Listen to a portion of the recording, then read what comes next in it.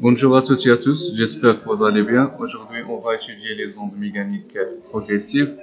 Alors, premièrement, on va commencer avec la notion de perturbation. Alors, la perturbation est une modification locale et temporaire d'une propriété ou des propriétés d'un milieu. Et pour bien comprendre, on va travailler avec comme un premier titre la définition d'une onde mécanique progressive. Alors, une onde mécanique progressive, c'est une onde mécanique, le phénomène de propagation d'une perturbation dans un milieu élastique sans transport de matière, mais avec transport d'énergie. Alors que l'onde mécanique concerne seulement le transport d'énergie et non pas de matière. Une onde mécanique se propage à partir de la source dans toutes les directions qui lui sont offertes. Alors je pense que c'est clair. Comme deuxième titre, on va voir les différents types d'ondes mécaniques progressives. On a deux types. On a une onde transversale qui signifie c'est une onde dite transversale dont la direction de perturbation est perpendiculaire à la direction de propagation. Alors quand vous trouvez que la direction de perturbation est perpendiculaire à la direction de propagation, alors il y a une angle de 90% degrés, alors on parle d'une onde transversale. Pour le deuxième type, avant on va voir un petit exemple. Comme vous voyez ici, le long d'une corde. Alors, comme vous voyez, l'angle entre le sens de perturbation et le sens de propagation, euh, c'est une, euh, c'est un angle de 90 degrés. Ainsi que l'onde à la surface de l'eau, elle est aussi considérée comme une onde transversale. Pour le deuxième type, on a l'onde longitudinale qui signifie la direction, quand la direction de perturbation est parallèle à la direction de propagation.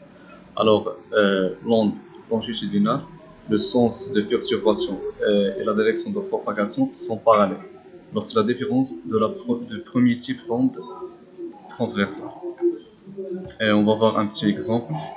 On parle de le ressort. Alors, comme vous voyez ici, le sens de propagation et le sens de perturbation représentés par des flèches jauntes sont parallèles. Aussi pour l'onde sonore, c'est une onde aussi longitudinale. C'est pour la même raison que le sens de perturbation est parallèle avec le sens de propagation. Voilà des datations. Alors, le sens est une onde mécanique longitudinale se propageant dans les milieux matériels élastiques. Alors, pour résumer, que l'onde transversale, la direction de perturbation et le sens de propagation sont perpendiculaires, et pour l'onde longitudinale sont parallèles. Propriété générale des ondes. Une perturbation se propage à partir de la source dans toutes les directions qui lui sont offertes.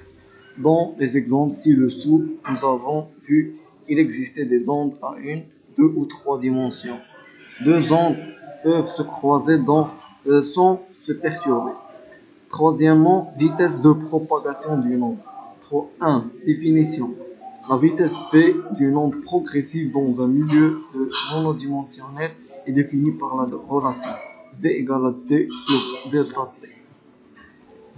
D est la distance parcourue par l'onde pendant la durée delta t.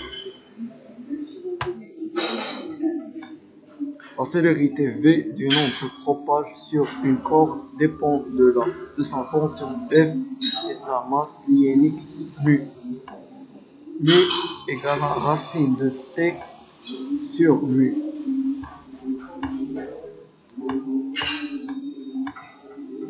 Mu égale à la masse de la corde sur la longueur de la corde, ou bien M sur L.